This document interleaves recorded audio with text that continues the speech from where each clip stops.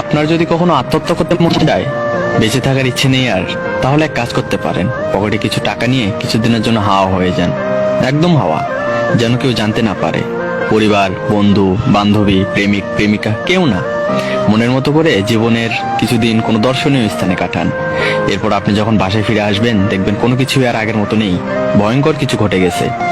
আপনার ভয়ঙ্কর কড়া মেজাজের বাবা আপনাকে শক্ত করে জড়িয়ে ধরে শিশুর মতো কান্না করছে। আপনার মাকে ইতিমধ্যে স্যালাইন দিয়ে রাখা হয়েছে। আপনার আত্মীয় স্বজন যারা আপনাকে চেনেও না, তারাও আপনার খোঁজ নেওয়ার জন্য ফোনের উপর ফোন দিয়ে যাচ্ছে। কেউ কেউ তো বাসায় চলে এসেছে। আপনার ভাই বোন আপনাকে শক্ত করে জড়িয়ে ধরে আছে, কোথাও যেতে দিচ্ছে না।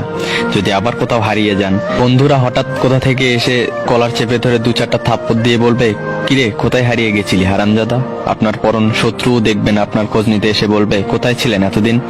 পাশের বাসার আন্টি, যে মোটেও আপনাকে দেখতে পারতো না, আপনার দোষ খুঁজে বের করে আপনার মাকে বলে দিত, সেও এসে বলবে, বাবা এমনটা কেউ করে। আপনার মনের মানুষটার দিকে তাকাবেন, দেখবেন কতটা যন্ত্রণায় তার হৃদয় ক্ষত বিক্ষত হয়ে গেছে। তার চোখের দিকে তাকাতেই পারবেন না আপনি। এই অল্প দিনের হাওয়া হয়ে যাওয়াতে বুঝতে পারবেন পৃথিবীটা তার ভালোবাসা দিয়ে কিভাবে আপনাকে আগলে রেখেছে, যা আগে কোনোদিন আপনি বুঝতে পারেননি।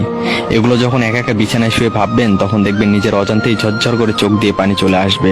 এত ভালোবাসা রেখে কেন আপনি আত্মহত্যা করতে যাবেন? আত্মহত্যা চলেই যাক, মনে মনে তো এটাও বলে ফেলবেন। তাই আত্মহত্যা কখনোই কোনো কিছুর সমাধান হতে পারে না।